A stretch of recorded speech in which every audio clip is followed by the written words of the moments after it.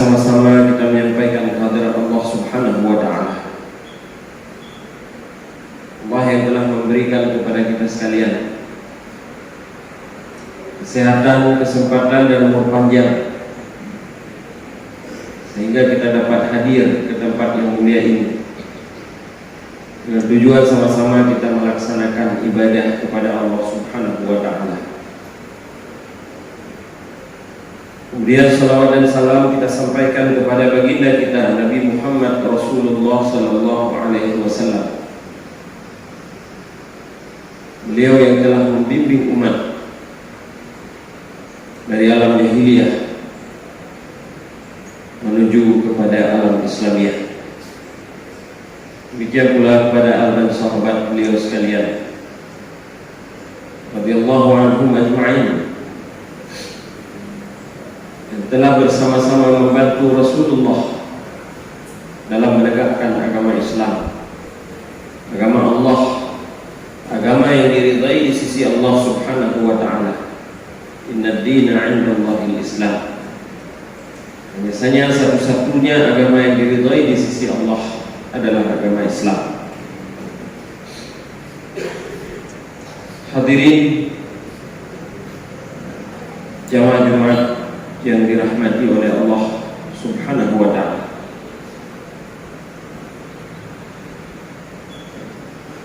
Pada hadis sahih yang diriwayatkan oleh Imam Al-Bukhari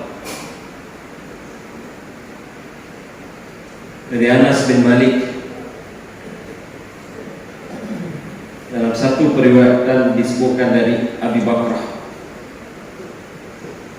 Rasulullah sallallahu alaihi wasallam menyebutkan, qala Rasulullah sallallahu alaihi wasallam, inna min akbaril kabairi thalathan, asyirku billah wa uququl walidain wa qauluz zur. Fakana muttaqian summa jalas fakarraraha.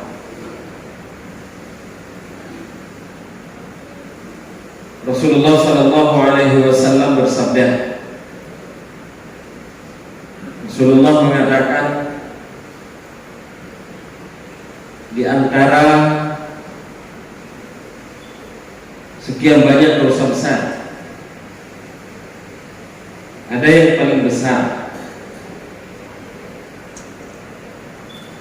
Ya, dalam hadis yang lain disebutkan bahwa dosa besar ijtanibu sab'al mubiqat, jauhilah 7 macam dosa besar, ataupun sab'al muhlikat, 7 macam dosa besar yang menghancurkan. Tapi di sini difokuskan lagi, lebih di antara sekian banyak itu ada yang lebih-lebih. Kata Rasul sallallahu alaihi wasallam, yang pertama adalah asyirku billah, syirik kepada Allah Subhanahu wa Ta'ala. Itu yang pertama. Jemaah Jumat yang dirahmati oleh Allah Subhanahu wa Ta'ala, secara umum memandung kita pada makna syirik kepada Allah Subhanahu wa Ta'ala. Arti yang biasa diartikan adalah menyekutukan Allah. Tapi terkadang di dalam pengamalan dan pelaksanaan sehari-hari, orang tidak tahu ataupun tidak bisa membedakan karena menjampu antara syirik tersebut malah masuk ke dalam ruang-ruang ibadah kita. Maka susah sekali untuk dihindari. Seandainya dosa yang jelas-jelas mungkin lebih mudah. Dosa mencuri misalkan, terang aja udah dekat bahwa cok harta orang lain dosa. Kita langsung menghindari. Dosa berzina jelas kita tahu. Jemaah yang dirahmati oleh Allah Subhanahu wa Ta'ala, giliran syirik, menyekutukan Allah,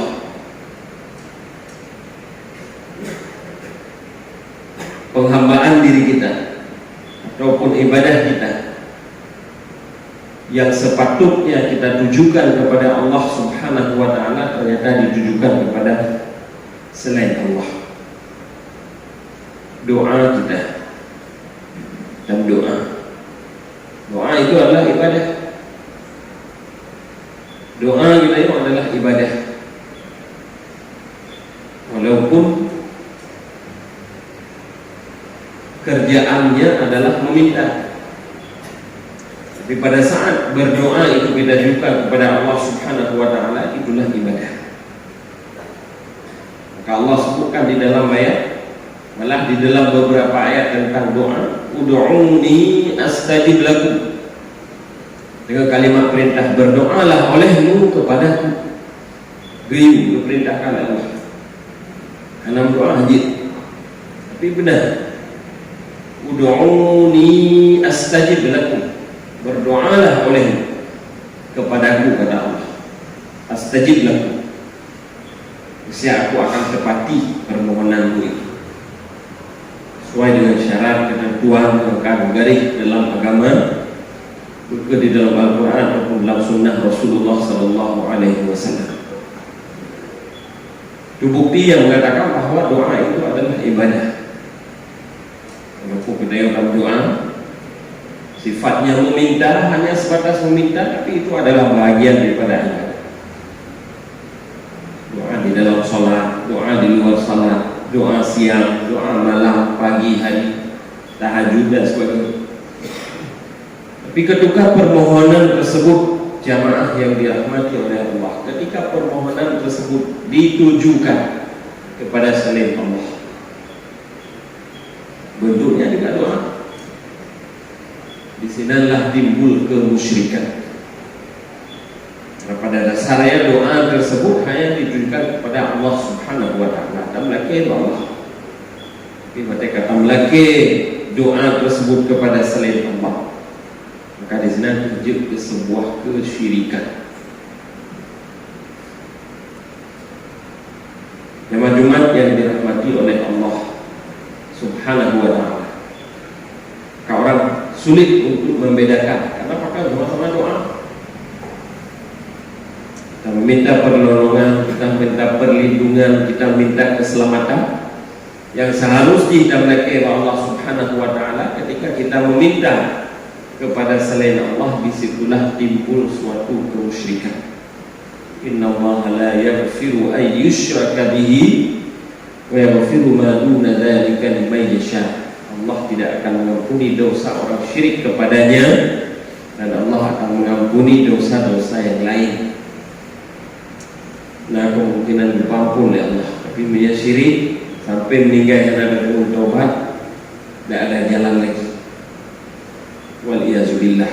Maka sama-sama jamaah kita mengingatkan supaya kita tidak terjerumus kepada kesyirikan tersebut. Yang kedua, kata Rasulullah Sallallahu Alaihi Wasallam, uququl walidain. Yang kedua, dosa yang paling raih, yang kedua setelah syirik kepada Allah, yang kedua adalah dosa kepada kedua orang tua. Durhaka. Jemaah Jumat yang dimuliakan Allah, durhaka kepada kedua orang tua mengandung benayau saban tadepu. Itu makna durhaka kepada orang tua, pembangkangan. Ataupun Ibnu Rajab mengartikan bahwa durhaka kepada orang tua itu adalah melanggar perintahnya dan juga larangannya. Ku yang riuh nada buku ataupun ku yang kecam tak laksanakan. Perincian berbagai macam jamaah yang dirahmati oleh Allah Subhanahu wa ta'ala, sekecil apapun gerak-gerik, tingkah laku, tutur kata kita yang bisa menyakiti hati orang tua, itu adalah kedurhakaan. Itu adalah kedurhakaan. Mungkin lebih dari orang dengar cerita, lebih dari dah dengar berita, informasi yang kita dapatkan, malah kadang-kadang lewat media TV dan sebagainya, sampai-sampai memutuskan silaturahim dengan orang tua disebabkan hanya sebatas gara-gara harta pusaka, harta warisan. Kawai meninggal urusi agama, putus silaturahim dengan urusi ina. Awal meninggal urusi ina, putus silaturahim dengan hubungan dengan urusi agama. Ba'dawa harta warisan. Waliyahzubillah. Jemaah-jemaah yang dirahmati oleh Allah Subhanahu wa Ta'ala, itu sebenarnya adalah sebuah kedurhakaan. Itu adalah sebuah kedurhakaan. Pada saat orang tua sakit hati ataupun sedih hati ataupun susah hati dibuat oleh anaknya, maka yakinlah pada ketika itu jamaah yang dirahmati oleh Allah, anak pada ketika itu sebenarnya sedang berlaku durhaka kepada kedua orang tua. Belum lagi membentak. Fala taqul lahuma uffin wa la tanharhuma. Jangan ucapkan kepada keduanya walaupun satu kalimat ya, bangsa kita yang biasa sebutkan tiga mecek mentah terhadap orang tua. Wala tanharhuma, dan jangan sampai membentak. Jangan sampai membentak. Banyak sekali jemaah yang dirahmati oleh Allah Subhanahu wa Ta'ala. Di luar sana kita mendengar cerita berbagai versi, berbagai warna dan kejadian di masyarakat. Sampai-sampai kadang-kadang urung syik ya galih. Halu dia pegah halu takut karuwi.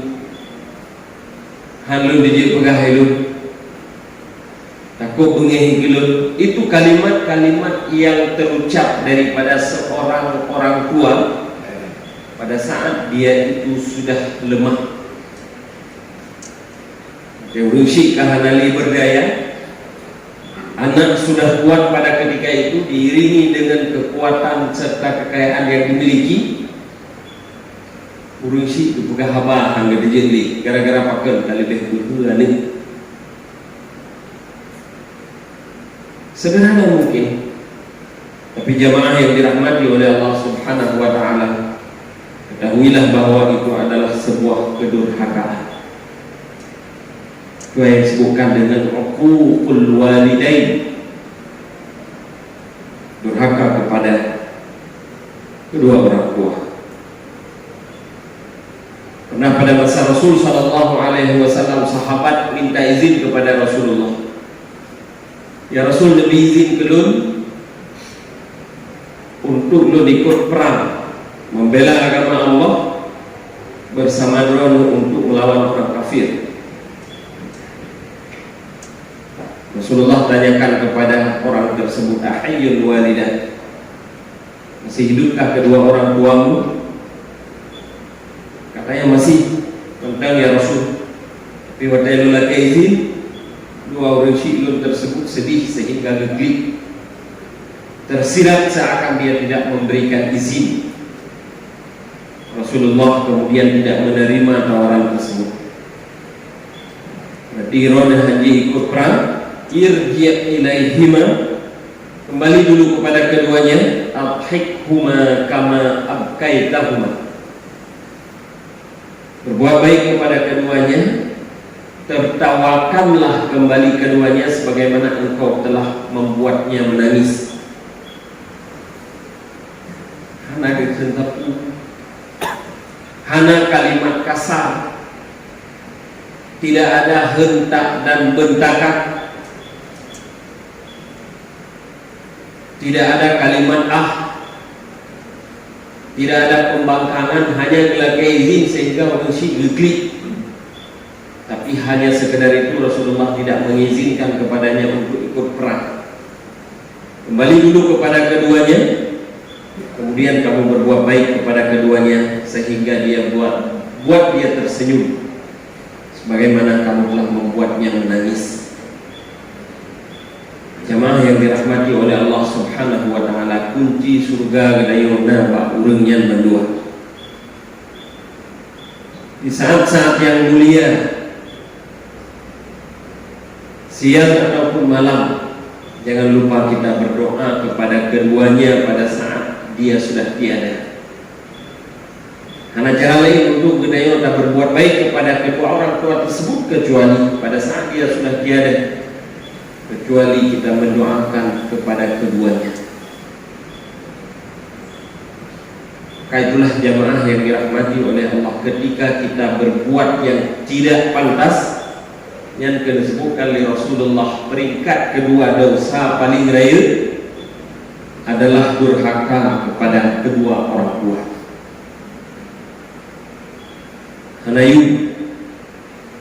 Hanayung gedayo punya ibadat yang luar biasa, tapi ketika dicek nanti di akhirat bahwa orang tersebut durhaka kepada kedua orang tua, hantam tinggal sholat berjamaah, hantam tinggal sholat malam, tahajud dan sebagainya, berdoa kali-kali khatam Al-Quran setiap tahun, puasa tidak pernah tertinggal, sedekah ulai hanya sedekah ganyan lebih giat dermawan, tapi dicek bagaimana hubungan dengan ibu bapaknya. Pernahkah dia berbuat kedurhakaan terhadap kedua orang tuanya? Ridallah fi ridal walidain. Allah akan meridai orang tersebut jika seandainya orang tuanya ridha kepada orang itu. Wasuhtullah fi suhtil walidain, dan Allah akan memurkai orang tersebut jika seandainya kedua orang tuanya murka kepada anak itu. Walaupun banyak sekali ibadah-ibadah yang lain, pun demikian jemaah yang dirahmati oleh Allah Subhanahu wa taala, pun kita tinggal ibadah ini ke lagi. Yang lain tetap kita jaga, tapi hubungan kita dengan kedua orang tua itu adalah yang paling utama di muka bumi. Karena keridhaan Allah nanti akan kita dapati, rahmat Allah Subhanahu wa taala akan kita dapati pada saat kita meraih keridhaan kedua orang tua. Sebaliknya, kalau tidak diridhai oleh orang tua, maka kita akan dimurkai oleh Allah Subhanahu wa taala. Banyak mungkin di luar sana jemaah yang dirahmati oleh Allah Subhanahu wa taala, orang lupa pada saat anaknya sudah berhasil, pada saat orang sudah berhasil, pada saat dia sudah lebih pandai, dia menganggap bahwa ibunya, ayahnya urang syik yang adalah urang yang katinggai itu, karena gaya kalbih cara. Pada saat gaya kalbih kaya, urang syik dianggap sebagai urang kampung biasa. Tapi ketahuilah jamaah yang dirahmati oleh Allah Subhanahu wa taala, keberhasilan kita sekarang, keberhasilan kita sekarang tidak lebih daripada 30%. Selebihnya keberhasilan kita sekarang 70% lagi itu adalah doa ibu kita, doa orang syik kita yang berbedah dengan malam, berdoa untuk keberhasilan anaknya, berdoa untuk kebaikan anaknya di dunia dan di akhirat, dari ubud jamin kesehatan anaknya. Selebihnya itu semua adalah doa-doa mereka.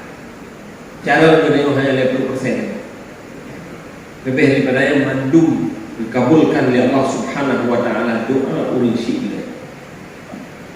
Ya Allah, debian ulun berhasil. Ya Allah, debian ulun bermudah, dan sebagainya. Kebaikan-kebaikan selalu terucap daripada lisan orang tua kita. Maka jino jemaah yang dirahmati oleh Allah Subhanahu wa taala, jangan pernah lupakan kebaikan mereka. Karena demikian ganjaran sangat besar bagi Allah. Bacut mantan tajurih hati ulun syik gede, langsung jatuh kepada hukukul walidain, durhaka kepada kedua orang tua. yang akan menjurus kepada suhtullah, kemurkaan daripada Allah Subhanahu wa ta'ala. Ku yang terpegat lain hana berkah karena pakai hana doa rusyid.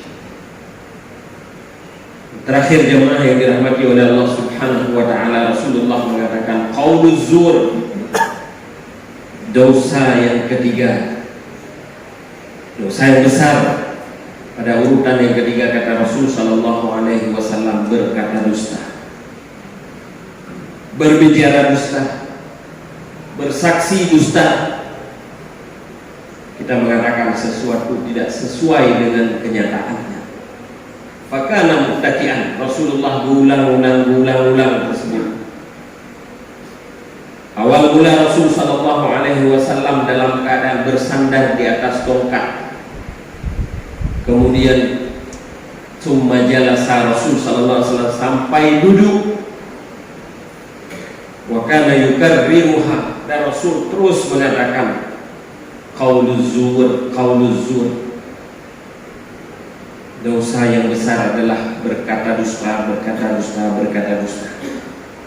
sehingga sahabat sampai berpikir, ya laitahu sakat, kenapa Rasulullah tidak berhenti daripada mengatakan kata dusta itu adalah dosa. Jamaah Jumat yang dirahmati oleh Allah Subhanahu wa ta'ala, usaha keras kita sedapat mungkin jangan pernah kita mengucapkan satupun kata dusta. Allah mengatakan ittaqullaha wa kunu ma'as shadiqin. Hai orang-orang yang beriman, bertakwalah kamu dan jadilah kamu termasuk orang-orang yang jujur dan pernah berkata dusta, yang pernah bersaksi di atas kedustaan. Pegah yang betul, pegah lagi na, tambah saja pegah lagi bubut lagi na, dan pernah mengatakan sesuatu yang tidak ada.